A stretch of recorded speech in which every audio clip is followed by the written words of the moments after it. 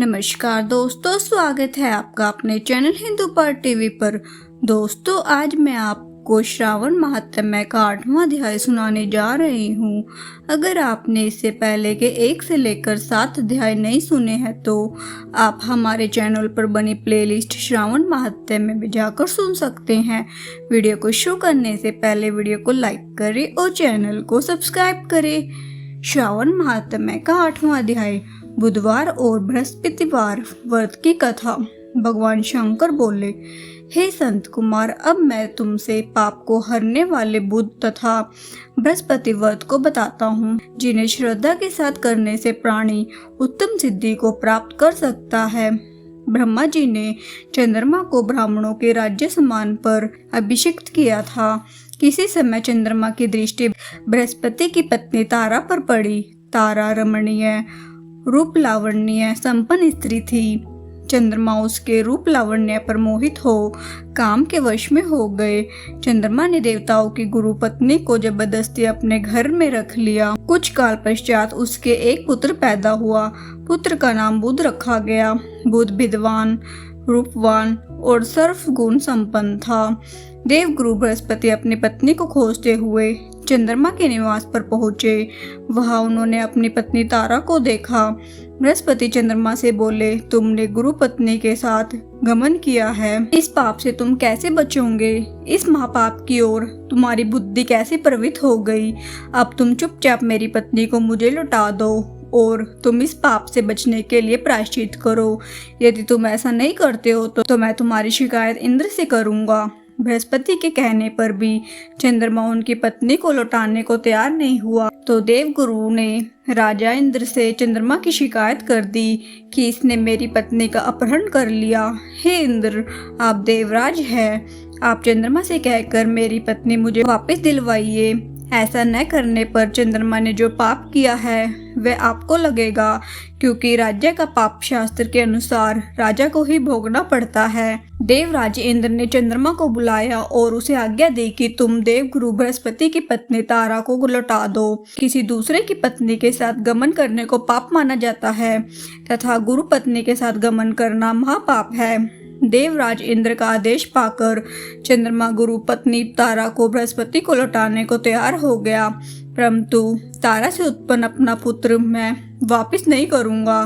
चंद्रमा की बात सुनकर देवताओं को संशय हो गया कि यह किसका पुत्र है। इस बात की पुष्टि तो तारा ही कर सकती है कि यह किसका पुत्र है। देवताओं ने तारा को बुलाकर पूछा, हे कल्याणी, तुम सच सच बताओ, ये पुत्र किसका है? लज्जा युक्त होकर तारा ने कहा, यह बालक चंद्रमा का औरस तथा बृहस्पति का क्षेत्रस पुत्र है। आप जिसको ठीक समझे उसे इस बालक को सौंप दीजिए। तारा की बात सुनकर बालक बुध को चंद्रमा को सौंप दिया। बृहस्पति खिन्न हो गए।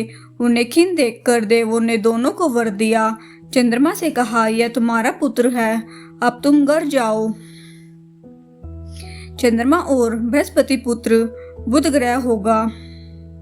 हे आचार्य, और भी शुभ वर को ग्रहण करो। जो प्राणी दोनों का मिलकर एक साथ वध करेगा उसे सब सिद्धियों की प्राप्ति होगी। भगवान शिव के प्रिय मास श्रावण में जो लोग बुध और गुरुवार के दिन अर्चना करेंगे उनके खजाने भरे रहेंगे तथा उनका क्षय नहीं होगा। नैवेद्य, दही, भात से दोनों मूर्तियां लिखनी चाहिए। जो दोनों मूर्तियों को चूल्हे पर रखकर अर्चना करता है वह दीर्घायु तथा संपन्न गुणों से युक्त पुत्र प्राप्त करता है। पाकशाला में लिखकर अर्चना करने से पाक वृद्धि और देवागर में लिखकर अर्चना करने से देव की दया होती है। सोने के कमरे में लिखकर अर्चना करने से पत्नी का वियोग कभी नहीं होता। इस प्रकार यथास्थान पर उसका फल प्राप्त होता है। 7 वर्ष तक व्रत करने के पश्चात उसका उद्यापन करना चाहिए। उद्यापन में पहले रात में जागरण करे। सोने की प्रतिमा का निर्माण कर विधि पूर्वक अर्चन करे।